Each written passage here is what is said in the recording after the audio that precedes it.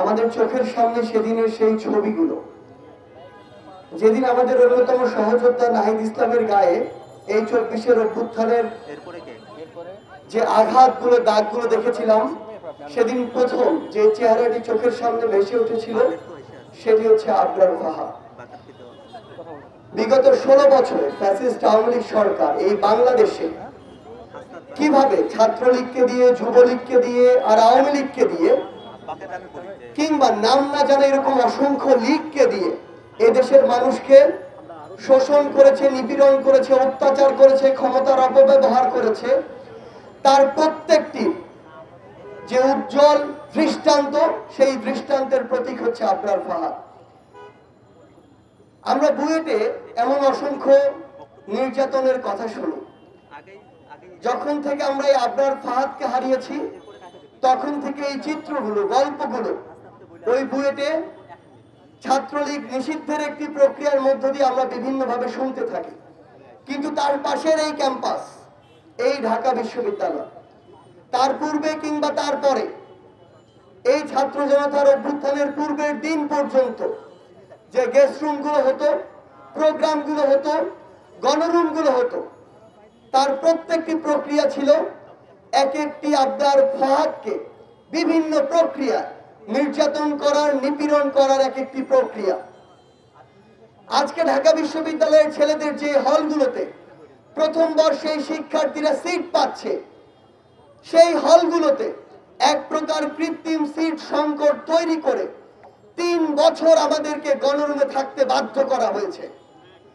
আমরা আমাদের সিটগুলো পেয়েছি 4র্থ বছরে, অথচ ওই হলগুলোতে বিগত 10 বছর 12 বছর ধরে এমন অসংখ্য আদু ভাই ছিল যারা আমাদের এই যে বৈধ সিট প্রাপ্ত যে শিক্ষার্থীরা, তাদের সিটগুলো নিয়ে তাদেরকে গণরুমে থাকতে বাধ্য করেছে।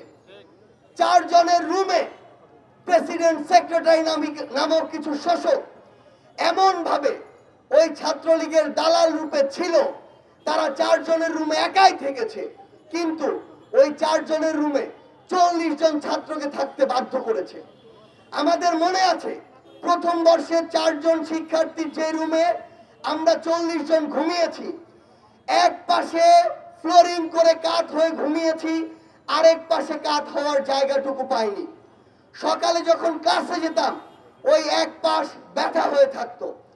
আমাদেরকে রাত 10টায় গণরুমে যেতে প্রত্যেকদিন বাধ্য করা হতো।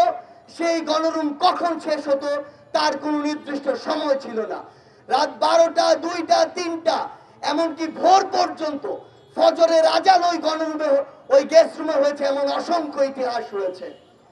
ঢাকা বিশ্ববিদ্যালয়ের ওই গণরুমগুলোতে ছাত্রলীগ নামধারী কিছু নরক পিশাচ এক প্রকার মাদকাসক্তের মতো হয়ে যেত। তার উদ্দেশ্যই থাকতো গণরুমে একটি স্ট্যাম্প নিয়ে যাবে, গেস্ট রুমে একটি স্ট্যাম্প নিয়ে যাবে এবং শিক্ষার্থীকে মারবে। এমন অসংখ্য উদাহরণ ঢাকা বিশ্ববিদ্যালয়ের গেস্ট রুমগুলোতে রয়েছে, যেখানে স্ট্যাম্পগুলো শিক্ষার্থীদের গায়ের উপরে ব্যবহার করা হয়েছে। ওই গণরুমগুলো ব্যবহার করা হতো শিক্ষার্থীদের দাস বানানোর জায়গা রূপে। ওই গণরুমগুলোতে 40 জন এই কারণে রাখা হতো যেন একসাথে তাদেরকে ওইখান থেকে ছাত্রলীগের, আওয়ামী লীগের দালালি করার প্রোগ্রামগুলোতে নিয়ে যেতে পারে।